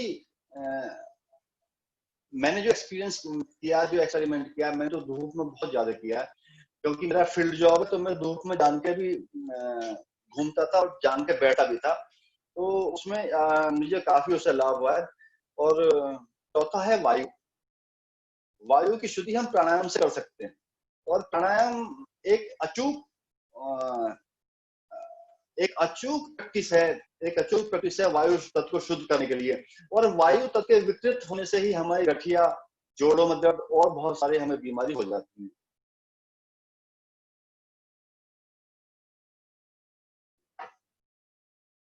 पांचवा है आकाश। आकाश शब्द, ये जो हमारी वाणी है, इनको शुद्ध करने के पहले मैं ये बता दूं आपको, मेरी 4 वाणी है। हमारी 4 वाणी, 4 तरह की वाणी होती है। तो बैकरी है, मध्यमा है, पश्चंती है और परा है। तो बैकरी वो है जो मुंह से बोली जाती है और कानों से सुनी जाती है। मध्यमा है संकेतों से, मुखाकृति से, भाव भंगी, नेत्रों से कही जाएगी और आंखों से सुनी जाएगी, इसको भाव कहते हैं। और बैकरी वाणी को शब्द बोलते हैं। पश्चंती मन से ही कही जाती है और इसे मन ही सुन सकता है, इसको विचार कहते हैं। और परा है आकांक्षा, इच्छा है हमारी, प्रेरणा है, साख, वरदान, ये हमारे सब परा वाणी से दिए जाते हैं। कहीं कहीं इनके सीक्वेंस देखने में थोड़ी सी चेंजिंग आते। पश्चंती को किसी ने बाद में रख दिया, परा को पहले रख दिया, परंतु पंकज गुरुदेव ने बैकरी, मध्यमा, पश्चंती और परा के सीक्वेंस से इन चारों को बताया है। तो इस तरह हम अपनी तत्व शुद्धि को पूरा कर सकते हैं। इस तरह हम अपनी तत्व शुद्धि की प्रैक्टिस को पूरा कर सकते हैं और उस पर हम ध्यान दे सकते हैं। ये ऐसा नहीं है कि इसको हम अलग से कुछ करना पड़ेगा। एक आगे वाली हमारी एक प्रैक्टिस आती है तत्व शुद्धि के बाद में, तपश्चर्या। तपश्चर्या बाबूजी एक ऋचा सुनाते हैं अथर्ववेदी के, दिवम मारहत तपसा तपस्वी, के ऊंचा वही उस्ताद जो तप करता है। और हम ये भी कह सकते हैं तपश्चर्या से कोई भी साधक भाई बहन हमारा,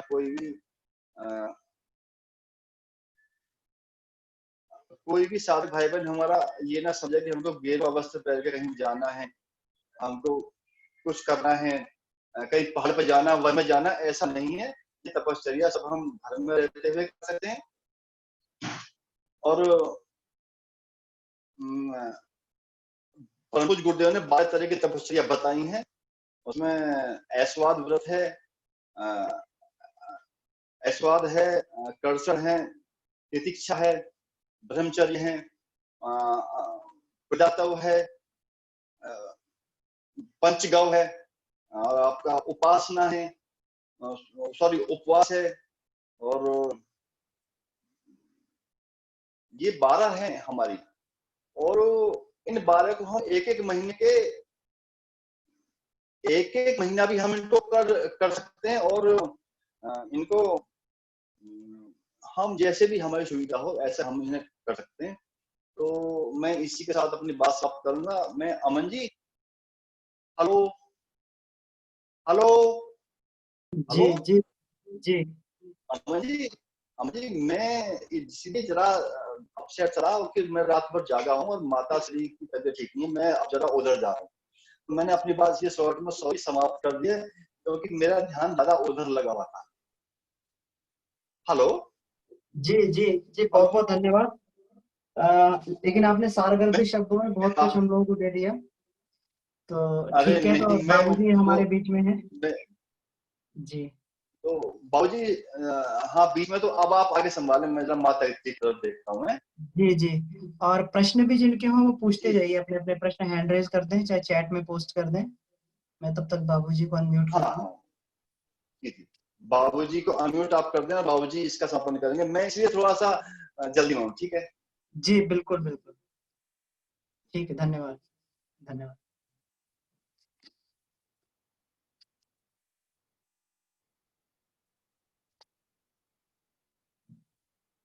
किन्हीं के कोई प्रश्न हो तो आप पूछ सकते हैं, अन्नमय कोश से संबंधित।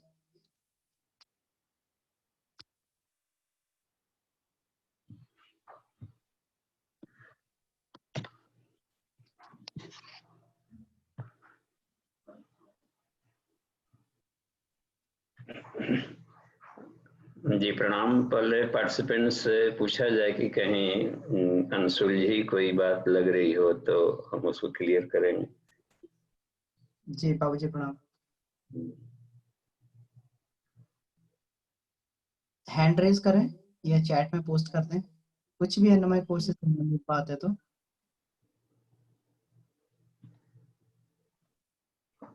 आधे घंटे का क्वेश्चन और है, तो ये जी अपने अनुभव जो लोग पार्टिसिपेंट्स लंबे समय तक अन्नमय कोश का प्रैक्टिकल कर रहे हैं तो अपना अनुभव शेयर कर सकते हैं।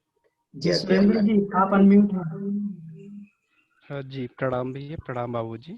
जी प्रणाम।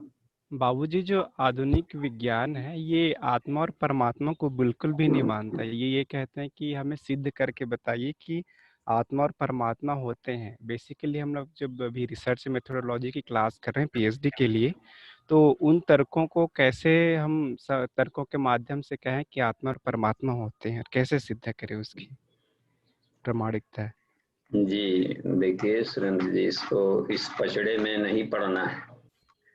तो हम यूएस में वहां पर आत्मा नाम का कोई कॉन्सेप्ट नहीं मिला उन लोगों को, तो हमें इसको साबित करने में अपना माथा पची नहीं खर्च कर देना है कि आत्मा है कि नहीं है, क्या होता है। देखिए कठोपनिषद में नचिकेता के पूछने के बावजूद भी यमाचार्य ने उनको प्रलोभन दिया कि जिसे मत पूछो, देवताओं तक को यह सब्जेक्ट क्लियर नहीं। तब रहेगा कि हमें क्या करनी है उसमें। तो हम ये देखनी है कि जो प्रश्न करने वाले हैं उनका कहाँ तक कॉन्सेप्ट क्लियर है। तो आज के युग में, वैज्ञानिक युग में, माइंड तक कॉन्सेप्ट क्लियर है, मन, बुद्धिस्ट लोगों का भी मन तक क्लियर है। तो जहां तक उनका कॉन्सेप्ट क्लियर है वहीं तक हम उनका शिक्षण करें। और यदि मन को रिफाइंड कर लिया गया तो रिफाइंड माइंड ही आत्मा है। सरल चीज है, केवल जहां पहुंचा उसी को रिफाइन कर ले, उसका मैक्सिमम सदुपयोग करें, अपने मन को समष्टि मन से जोड़ ले, हो गया, आत्मा का साक्षात्कार हो जाएगा। तो उसको पचड़े में नया शब्द जोड़कर आत्मा परमात्मा का उनको हैंडल न करें। किसी, मान लीजिए कोई नास्तिक है, कहा कि हम ईश्वर नहीं मानते, तो आप कहिए कि हम भी नहीं मानते, मजा आ गया। अब देखिए दोस्ती हो जाएगी। अब दोस्ती हो जाएगी तब धीरे धीरे क्रॉस क्वेश्चन में आएगा। तो फिर हम क्या मानते हैं? अपने आप पर विश्वास है, तो अपने आप पर विश्वास है तो हमें एक शानदार काम करनी चाहिए कि कम से कम हम यदि कर सकते हैं तो और बढ़िया बात है। तो पूज्य गुरुदेव ने कहा है कि जो ईश्वर को नहीं मानता वो सिर्फ वही नास्तिक नहीं, वह भी नास्तिक है जिसको अपने आप पर विश्वास नहीं। तो सेल्फ जो शब्द आ गया, सेल्फ कॉन्फिडेंस, तो जहाँ सेल्फ शब्द है तो सेल्फ शब्द ही आगे आत्मा के रूप में आ जाता है यार। तो धीरे धीरे उसमें हम इंटर करें, तो जहां तक उनकी पहुंच है वहां तक तो मैक्सिमम हम अपने आप को शरीर मानते हैं। ठीक है, तो शरीर मानते हैं तो स्वस्थ रखिए और इससे अधिक से अधिक घर की जिम्मेदारियों को पूरा कर लें, जो भी रिस्पॉन्सिबिलिटीज है उसको हम करते रहें। और कितना अधिक इसको डेवलप किया जा सकता है। हर एक ये होते हैं ओलंपियाड है, तो हर बार के उसके ब्रेक हो जाते हैं, उसके जो होते हैं उनके रिकॉर्ड। इसका मतलब है कि अभी और इफिशियंसी इसको बढ़ाई जा सकती। तो किसी भी चीज को अनलिमिटेड होता है, तो जहां तक जिनकी पहुंच है उसमें उसको बेटर यूज करते जाएंगे तो अगला रास्ता मिलते जाता। तो ये तरीका है कि शास्त्रार्थ ने कहीं नहीं उलझनी है, जहां तक उनकी पहुंच है वहां तक देखा जाए कि उसका यदि मैक्सिमम सदुपयोग किया जाता है तो वो स्थिति वहीं पर पालेगा ईश्वर को। जब गॉड ओमनी प्रेजेंट है तो हम क्यों कहते हैं कि हम जो सच चाहते हैं वैसा तुम सोचो, हम जो हमारा फिलॉसफी ऐसी फिलॉसफी में तुम ही रहो, ये भी एक आध्यात्मिक क्राइम है। तो हमें सहजता में लानी है कि उनके डिक्शनरी में ढल करके उनको उसी परिभाषा में उनको बुद्धत्व करानी है। ये शैली आ गई तो सफल शिक्षक कहलाएंगे। धन्यवाद। जी बाबूजी, इसमें किशोरी जी का प्रश्न है कि बद्ध पद्मासन से क्या लाभ है? क्या बद्ध पद्मासन से क्या लाभ है? बद्ध पद्मासन में एक तो ये लाभ है कि उसका और अधिक खिंचाव होगा और उसमें नासिकाग्र पर त्राटक करनी होती है। नासिकाग्र पर त्राटक करेंगे तो सुषुम्ना भी चलने लगता है, बीचों बीच करेंगे तो लेफ्ट साइड पर आप लंबे करेंगे त्राटक तो ईड़ा चालू हो जाता है, राइट पर तो राइट चालू हो जाता है।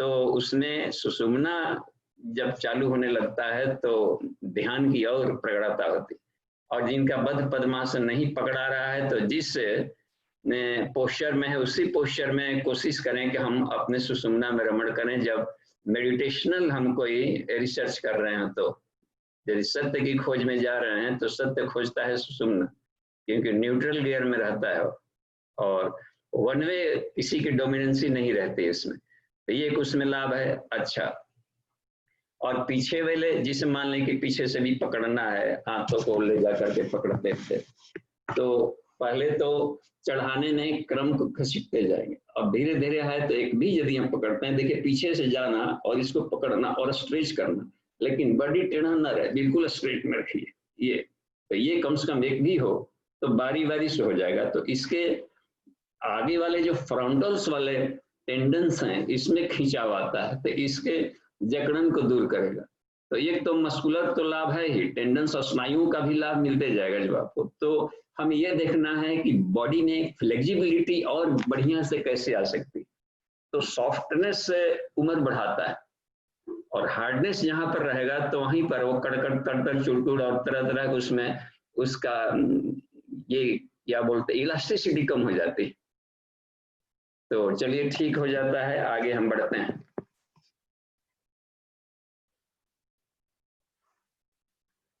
कुछ और रिटन में लगता है, कुछ चैटिंग में आया है, उसको पढ़िए।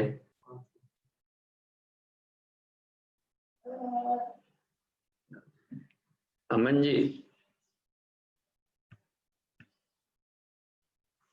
जी बाबूजी, उसमें क्वेश्चन नहीं है। अच्छा ठीक है, वो म्यूट करने के लिए बोला है अनिल गोयल जी ने। अच्छा, अब देखिए इसमें एक और बात है, जो शब्द होते हैं ना अन्नमय, तो मय मीन्स क्या होता है, मय शब्द आ गया, मय को कहते हैं एज ए होल।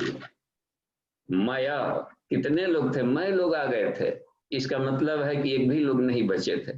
तो जितना हम लोग को फिजिकल बॉडी दिख रहा है, आंख नाक कान चमड़े हेयर वगैरह और हड्डियां, जो भी सॉलिड विजिबल है कहीं से भी, ऑपरेशन से भी जिसको देखा जा सकता है, ये सब वो सारे कोशिकाएं, जितने भी शरीर के जीव कोशिकाएं हैं और कुछ भी जिसमें नहीं है नाखून वगैरह, सब इस सब जो कुछ भी हम देख रहे हैं विजिबल है, ये अन्न से बना है बस। तो शरीर के किसी भी पार्ट्स में खराबी हो तो साफ है कि उसको अन्न से ठीक किया जा सकता है। सड़े गले पदार्थों को कोशिकाओं को निकाल देगा और नया कोशिका उसके सब्स्टिट्यूट में डाल देता है।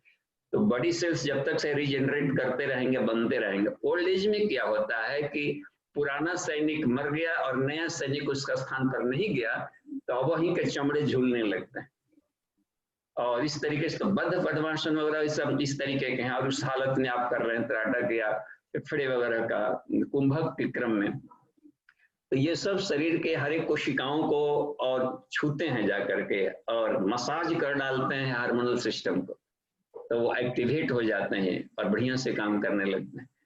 तो ये हमें ध्यान देना है कि हर बड़ी मान लीजिए कि डायबिटीज इन दिनों खूब चला है, फैशन के रूप में आ गया, तो उसको हमें देखना है कि तीनों काम हमें करने पड़ेंगे।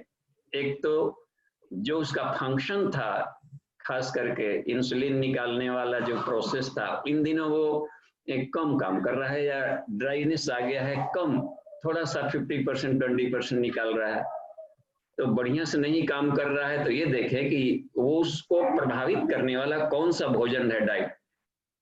तो डाइटरी सप्लीमेंट में वैसे भोजन जिसका स्वाद कषाय हो, जैसे जामुन कषाय हो गया, कड़वा हो या करेली हो जाता है, या बेलपत्र के पत्तों का रस, ये सब जा करके उस एरियाज वाले पार्ट्सों को वो हेल्दी करता है कि जो भी भोजन हम लोग लेंगे ब्लड में जा करके वो सीधे उस पार्ट्स में जाएगा।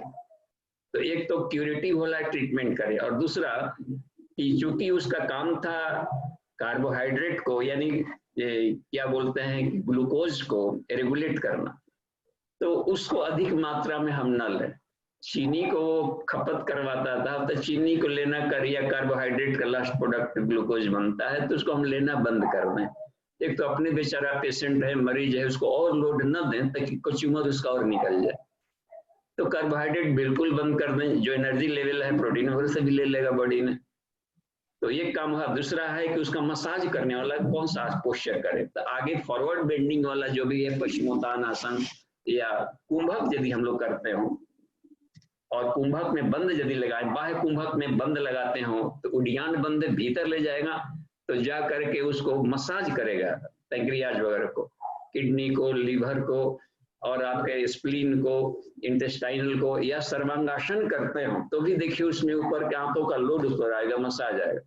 या पश्चिमोत्तानासन करते हो तो भी बेंडिंग आ रहा है, तो उसको मसाज करने वाले यौगिक क्रिया करेंगे तो एक्सरसाइज उसका हो गया। तो एक तो वो काम है। तीसरा, अग्नि तत्व कमजोर हो गया है, पैंक्रियाज अग्नाशय है, तो अग्नि तत्व मणिपुर चक्र है कपाल, तो मणिपुर चक्र पर मेडिटेशन करेंगे तो उसकी अग्नि के द्वारा उस विद्युत शक्ति से हम उसको चार्ज कर दें।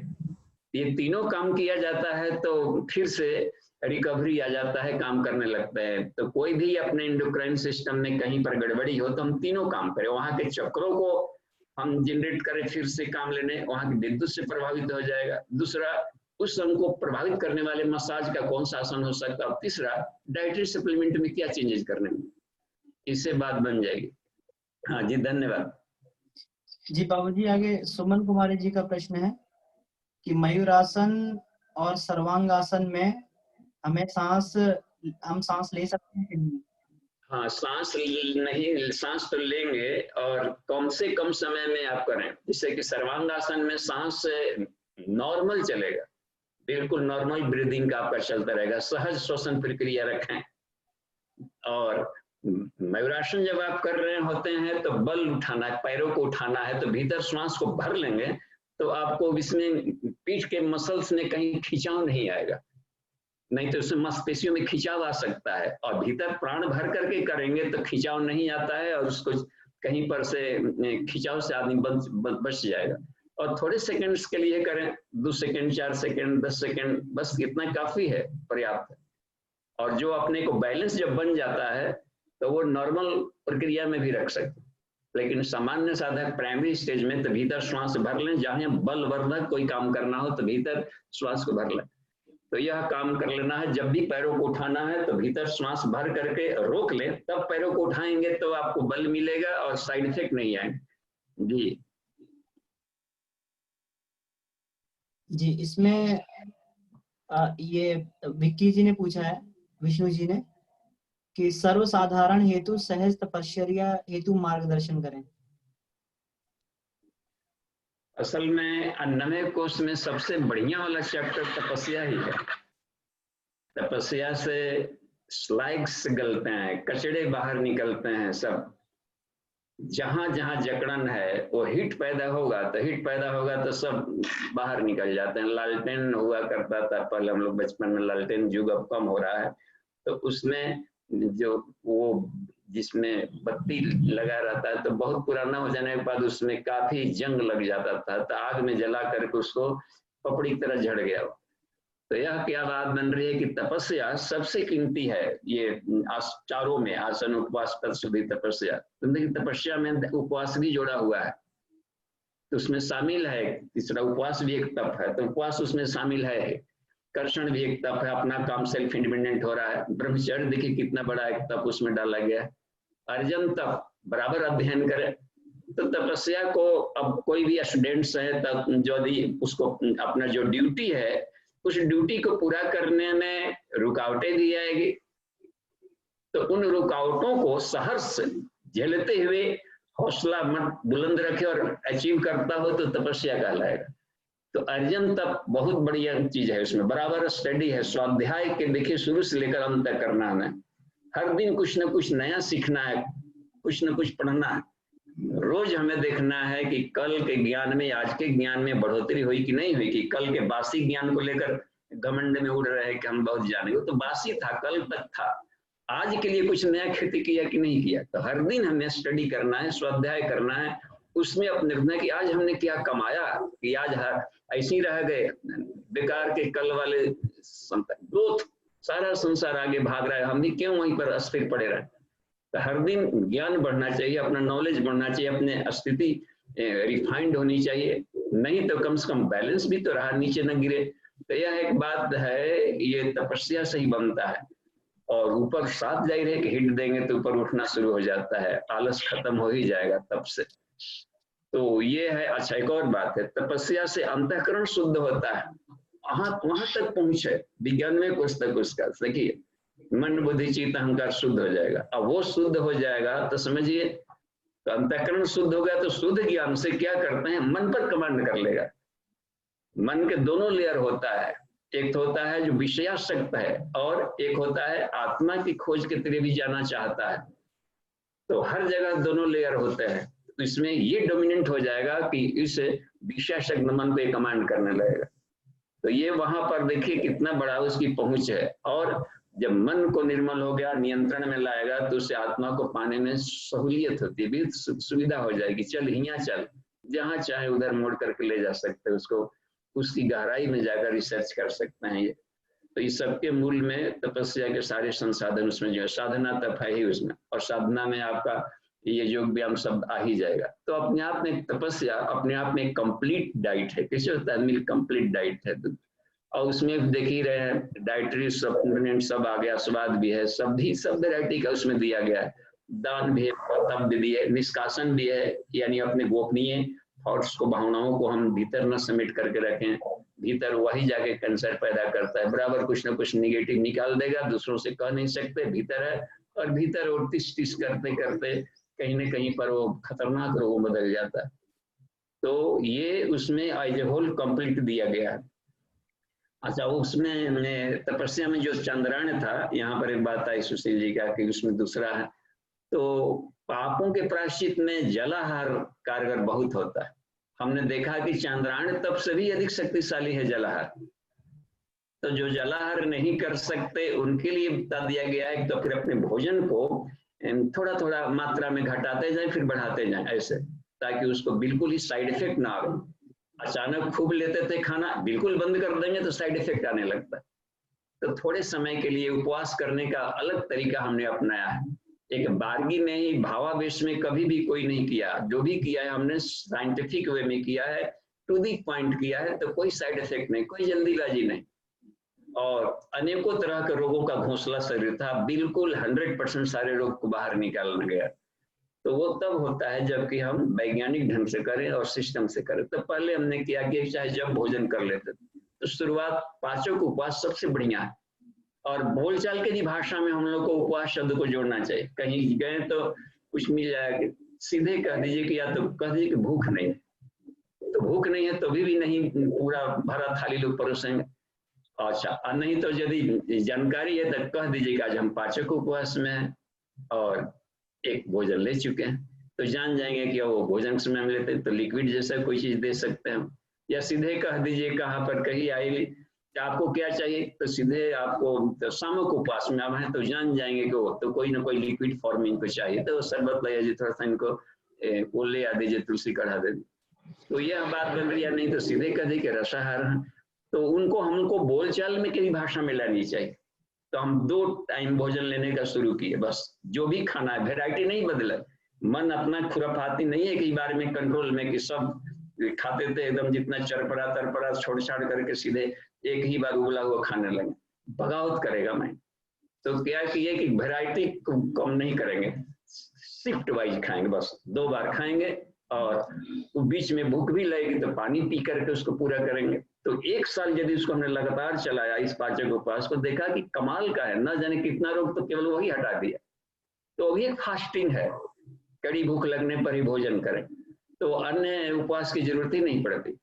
फिर जाकर के चंद्रायण वाले का जो हमने पावक उपवास था, इतनी नवरात्रियां सिर्फ जलाहार पर किया है 9 दिन का, तो वो एक बारगी में नहीं कर सकते। अपने आप का आत्मबल और अपने आप का ब्रह्मबल ये सब काम करता है उसमें, और ज्ञान बल सब काम करता है कि ये वाला कम लिया तो अन्य माध्यम से अधिक ले लिया।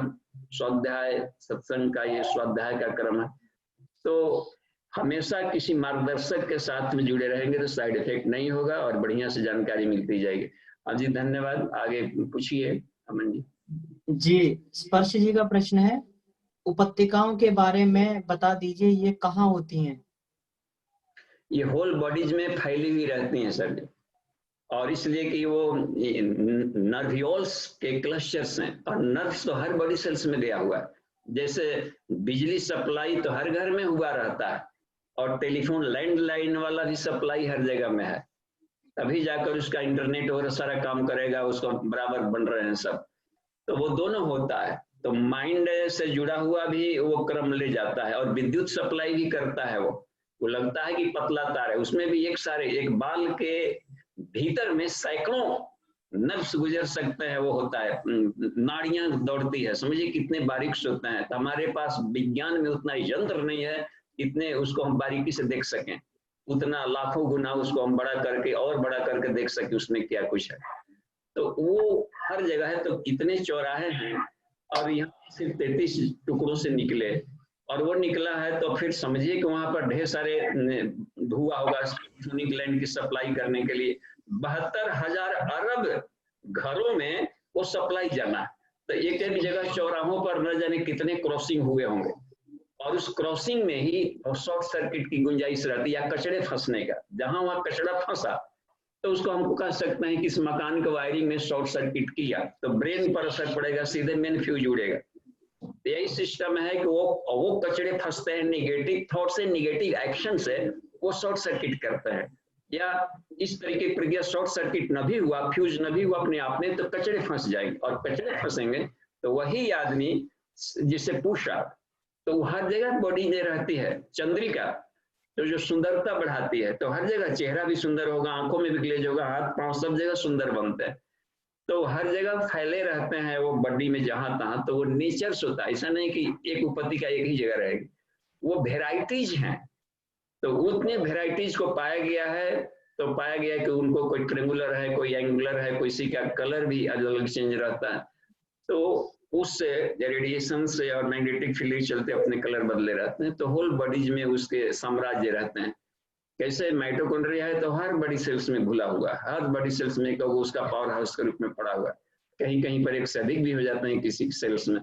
तो यह रह जाता है कि उपतिकाचा वही सूक्ष्म शरीर को स्थूल शरीर से बांधे भी रखता है। योग ऋषि ने लिखा है कि शरीर छोड़ने के बाद में पूरी उपतिकाएं ढीली हो जाती हैं, और वो शरीर के साथ में जुड़े रहता है। तो उसकी भूमिकाएं अलग अलग है, अभी और शोध किया जाना चाहिए, लेकिन होल बॉडीज में रहता है। वो नॉट्स के रूप में रहते हैं गांठे। और यदि रिफाइंड रहेगा, उपतिकाओं को देखिए काम क्या है, तो वो डाउनवर्ड्स डायरेक्शन जाकर प्राण को अपवर्ड्स में ले जाएगा। वही सेक्स एनर्जी उसको ज्ञान एनर्जी में बदल जाएगा, नॉलेज में बदल जाएगा, प्रतिभा बदल जाएगा, मेरिटोरियस हो जाएगा, रिसर्च स्कॉलर हो जाएगा। और वो सिर्फ लग रहा था क्षुद्र मनोरंजनों में सारी खर्च हो रही थी जी। तो होल बॉडीज में रहता है इसका, और रिफाइंड होता है खान पान संयम से, और पॉजिटिव थॉट, पॉजिटिव एक्शंस, और भोजन का रसाहार सबसे अधिक काम करता है इसमें जी। आगे बाबूजी इसमें एक और प्रश्न है अंबु जी का। हाँ, अंबु जी ने पूछा है कि बॉडी में स्टिफनेस बढ़ने के कौन कारण है? स्टिफनेस बढ़ेगी तो आपको सॉफ्टनेस खत्म हो जाएगा, तो बैठ जाएंगे तो किसी से को बुलाना पड़ेगा कि उठा नहीं जा रहा है, घुटना में दर्द है, यहाँ दर्द है, और थोड़ा सा झुकिए तो झुका नहीं जाएगा। पूरा फ्लेक्सिबल बॉडी में रखा जाता है तो झुक नहीं सकते। अब ये इस मान लीजिए अब पूरा इसमें फ्लेक्सिबिलिटी लाने, कोई कहा कि झुकिए, यहीं पर आकर रुक जाएगा, और झुक नहीं सकते, और नहीं झुक सकते, और नहीं। इसमें फ्लेक्सिबिलिटी ये धीरे धीरे आएगी, तो यहाँ भी रहेगा तो जकड़न नहीं रहेगा। तो अपने ही काम में अपने हमने गए वहां पर बीएसएफ के जवानों को क्लासेस ले रहे बॉर्डर पर, तो बेचारों की ड्यूटी ही ऐसी है, लाचारी है, 12-12 घंटा स्टैंडिंग पोस्चर में रहना, क्या कर सकते हैं। और तो उस हालत में खास करके लंबर रीजन में काफी जकड़न आ गई। तो ये प्रायः के साथ में पशुतानासन नहीं हो रहा था। तो अब धीरे धीरे प्रज्ञा योग को डेली रूटीन में वहां पर डाल दिया, कमांडेंट ने उनको कहा कि प्रज्ञा योग को हम लोग को डेली रूटीन में रखना। तो एक फ्लेक्सिबिलिटी काफी बढ़ गई थी। तो उससे क्या हुआ कि थकावट नहीं आएगी, जल्दी शरीर थकेगा नहीं, और झटकों से, उठा पटक के झटकों से लंबे समय तक आप आसन में नहीं बैठ सकते। कहीं सभा में बैठे हो कि आधा घंटा बैठना है तो आपको कभी पैर फैलाएंगे आगे, कभी यो करेंगे, तो 45 मिनट भी यदि सही ढंग से नहीं बैठ सकते, 1-1.5 घंटा भी, तो मेडिटेशन में लंबा नहीं बैठेंगे तो शरीर में दर्द वहां पर होने लगेगा। और दर्द, क्योंकि करंट सप्लाई सही नहीं जाने देगा वो सही तरह से, और करंट सप्लाई सही नहीं जाने देगा तो वहां पर पेन करेगा, और जब दर्द होने लगेगा तो एक पोस्चर में लंबा नहीं बैठ सकते, तो सुख नहीं मिलेगा, तो अपने शरीर को, शरीर सुख में कमी ले आ देता है। खास करके जिनका नृत्य वगैरह है और कोई प्लेयर लोग हैं, खिलाड़ी का, क्रिकेट का, ये सब देखते हैं कितना अपने बॉडी को वो एक्सरसाइज करके सॉफ्ट रखते हैं। तो दौड़ना कूदना घर में नहीं भी करना है तो सीढ़ी पर चढ़ना उतरना, कभी लिफ्ट खराब हो गया तो क्या करेंगे, थोड़े नीचे रह जाएंगे रात भर दिन रात, तो आदमी सीढ़ी चढ़ेगा तो दूसरी सीढ़ी पर चढ़े फिर हाँफने लगे। तो फ्लेक्सिबिलिटी क्या करता है, बिजली के शरीर में फुर्ती। किंग ब्रूस ली गए थे हांगकांग में, तो वहां पर देखा कि एक जगह किंग ब्रूस ली का स्टेचू था, और उतना कहा जाता है कि वहाँ की लोग बहुत कोई एक्सरसाइज बहुत महत्व देते हैं। ओल्ड एज के देखे हमने 80+ वाले लोग भी, महिला हो या पुरुष हो, सब लोग मॉर्निंग में अपना कुछ ना कुछ योगा कर रहे थे और सभी अपने आप को फिट रखे थे। इतना फुर्तीला, कहा जाता है कि 6 फीट की दूरी पर भी कोई उस पर गोली छोड़ता है रिवाल्वर से, तो इतना फुर्तीला था कि अपने आप को स्प्रिंग की तरह मोड़ देता था। तो ये फुर्तीलापन में विद्युत शक्ति चहकती रहती है और उसके द्वारा आलस भी नहीं रहेगा और बहुत सारे काम के इफिशिएंसी बढ़ जाती है। जी धन्यवाद। जी आदित्य भाई अपना प्रश्न पूछिए। हेलो जी बाबूजी प्रणाम। हाँ जी प्रणाम। बाबूजी एक ये नारी शोधन प्राणायाम के बारे में कुछ लिखा हुआ है योग तत्व उपनिषद में, हाँ। उसमें थोड़ा मुझे समझना है, मतलब क्या क्या आहार लेना है उसके बारे में लिखा है। लिखा हुआ है, ऋषि लिखते हैं कि नमक तेल खटाई गरम रूखा तीक्ष्ण भोजन हरे शाक हींग आदि मसाले, आग से तापना स्त्री संग, अधिक चलना और प्रातःकाल स्नान, उपवास, अपने शरीर को पीड़ा पहुंचाने वाले अन्य कार्य प्रायः त्याग देने चाहिए। आरंभिक अभ्यास की अवस्था में दुग्ध और घृत का ही सेवन करना चाहिए। आगे लिखते हैं कि गेहूं और मूंग चावल का भोजन के योग से वृद्धि प्रदान करने वाला बताया गया है। इसके अभ्यास से वायु इच्छा अनुसार धारण करने की शक्ति प्राप्त होती है। तो मुझे है ना 2 चीजें ये तो एक इन्होंने लिखा है कि हरे साग, प्रातःकाल स्नान, उपवास और अपने शरीर को पीड़ा पहुंचाने वाले कार्यों को त्याग देना चाहिए। तो यही समझना था मतलब। हाँ, तो इसमें जो पीड़ा पहुंचाने वाला, पीड़ा शब्द काम का है कि जो शरीर में जो कष्ट हो दे रहा है भोजन से, इन भोजनों में से कोई फायदे वाले सब चीजें हैं। तो अन्नमय कोश का तब उपवास में या एक गव्य कल्प था, मिल्क दूध का, तो जहां भी दूध का सेवन शब्द कहा जाता है तो देसी गाय से समझना चाहिए। इंडियन भारतीय देसी गाय है, इंडिजिनस काउ, इन्हीं के मिल्क के बारे में कहा गया। तो वो यदि मिल सकता हो तो उसका लंबा प्रैक्टिकल्स कर सकते हैं, क्योंकि वात पित्त कफ तीनों का शमन करता है और बाकी भैंस के दूध वाले में कफ वृद्धि करता है अन्न सब में, और साथ में कुछ सूर्य के किरणों को खींच करके उसका जो हम्प होता है गाय के ऊपर का कुबड़ वाला, उसमें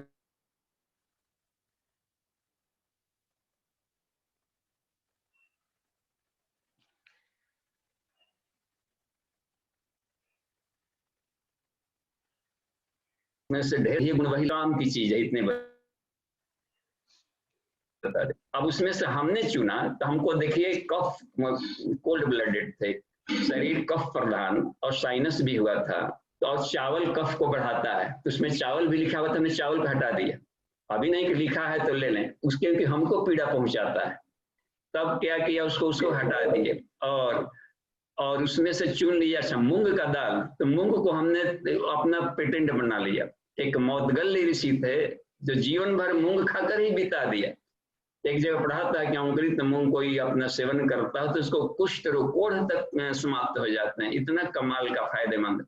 तो हमने मूंग का जनरल मूंग लेने लगा, कहाँ से अंकुराने की सुविधा हर जगह नहीं रहेगी, तो जो भी मूंग का दाल ये मिलता है लेने लगे, और उसमें एक अपने तरफ से टमाटर डाल दिए।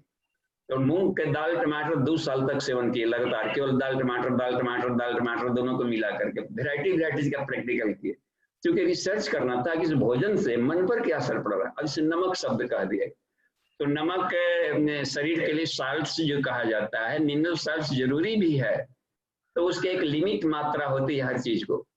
तो उससे जहां उसको मेडिकेटेड डोज कहा जाता है, जहां एक्स्ट्रा हम लोग को पता नहीं चलता है, तो इसलिए बीच बीच में स्वाद व्रत कर लेने से जो एक्स्ट्रा खा लिए थे वो निकल जाता है।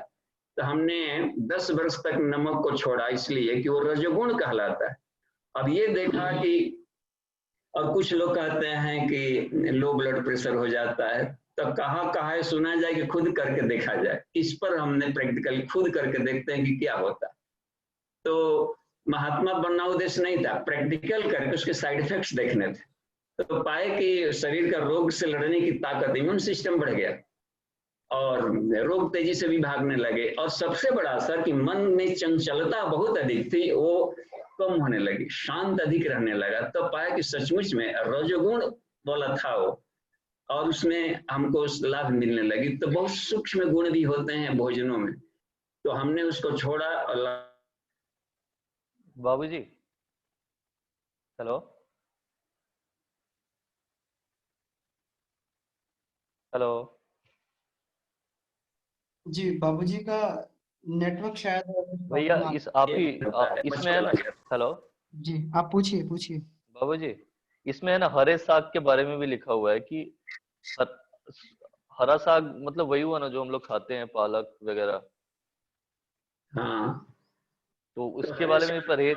हाँ, साग सब्जियों का नाम उसमें चूंकि नहीं दिया है, केवल हरे साग लिख दिया है। तो कहीं कहीं पर जो होता है फाइबरस चीजों के लिए अन्य छिलके वाले भी चीज ले सकते हैं। तो अब हरे साग कब के लिए लिखा है? अब जैसे मान लीजिए कि सावन के महीने में हरे साग के मंथ नहीं दिया गया है, तो जिनको हरा साग वहां पर तो कीड़े मकोड़े अधिक पड़ते रहते हैं, या उस साग में जिसे किन्हीं किन्हीं लोगों का जहां पर भीतर में कोई ऑपरेशन कोई सब पार्ट से हुआ हो तो कहीं फंस जाता है रेसे। अब किस कारणों से वहां पर हरा साग लिखा हुआ है, तो अब खा करके देखें, और यदि साइड इफेक्ट नहीं डालता है तो खा सकते हैं। ठीक है बाबूजी, क्योंकि हाँ, मैं बहुत खाता हूँ। हाँ, तो आपके लिए नहीं लिखा है। जिनको साइड इफेक्ट डालता है, जिनको पीड़ा पहुंचाता है, उनको नहीं खाना है। आपको पीड़ा नहीं पहुंचा रहा है तो आपको खूब खाना है। ठीक है बाबूजी, धन्यवाद, प्रणाम। जी प्रणाम। जी विजय जी आप अपना प्रश्न पूछ लीजिए, आप अनम्यूट हैं। जी बाबूजी प्रणाम। जी प्रणाम। बाबूजी मुझे स्पॉन्डिलाइटिस की केस है, हाँ, तो मैं प्रज्ञा योग व्यायाम करता हूँ बाबूजी। हाँ, तो प्रज्ञा योग व्यायाम में बाबूजी एक पद हस्तासन और दूसरा पश्चिमोत्तासन, ये कर सकता हूँ या नहीं कर सकता हूँ बाबूजी? देखिए, जो रीढ़ के फॉरवर्ड अपने पूछना है तो अपने से ही पूछा जाए कि जैसे मान ली फॉरवर्ड बेंडिंग आप कर रहे हो, जी तो बाबूजी। कहाँ तक झुकते हैं तो पेन नहीं होता है बॉडी में। तो जहां तक झुकने में पेन ना हो वहीं तक करें, फिर बैकवर्ड लौट आए, और ठीक उसका उल्टा वाला करें। अच्छा बाबूजी। स्पॉन्डिलाइटिस हुआ हो या लंबर रीजन प्रॉब्लम हो तो ठीक उसमें भुजंगासन में थोड़ा अधिक रह लीजिए, धनुरासन आप अधिक कर लेना, तो उसको अधिक कर लें। और फॉरवर्ड बेंडिंग में बिल्कुल परफेक्शन वाले को ध्यान से निकाल दे, कितना करेंगे तभी परफेक्शन कहलाएगा। अपने को रीड करें कि कहाँ तक फॉरवर्ड बेंडिंग में बिल्कुल पेनलेस जा रहे थे, आराम से जा रहे थे, सुखपूर्वक, वहां से फिर आप बैक हो जाए। ये ठीक है, सरल ठीक है, हाँ ठीक जी। है। और बाबूजी एक जो ध्यान लगाते हैं उसमें अपना गुरुदेव जी बोलते हैं कि ब्रह्म वर्चस्व, इसका मीनिंग बताइए बाबूजी। देखो, वर्चस्व माने विज्ञान होता है और ब्रह्म माने अध्यात्म होता है। तो अच्छा उनकी ठीक। शक्ति को, परब्रह्म की शक्ति को वर्चस्व कहते हैं। वैसे जी ही शब्द बाबूजी। आत्म वर्चस्व में है, आत्मा और उसकी आत्मा की शक्ति। ठीक है बाबूजी। और एक शब्द आता है दीप्ति। दीप्ति का मतलब होता है भाव संवेदना। ठीक है, ठीक है बाबूजी, ठीक है। जी बाबूजी, धन्यवाद बाबूजी, प्रणाम बाबूजी। जी धन्यवाद। और समय हो गया है, अमन जी आप इसको क्लोज कर सकते हैं। कल जी हम बाबूजी। मिलेंगे आत्मानुभूति योग में। जी ठीक जी है, बाबूजी, तो आप शांति पाठ करके इसको क्लोज कर दीजिए अपनी तरफ से। ओम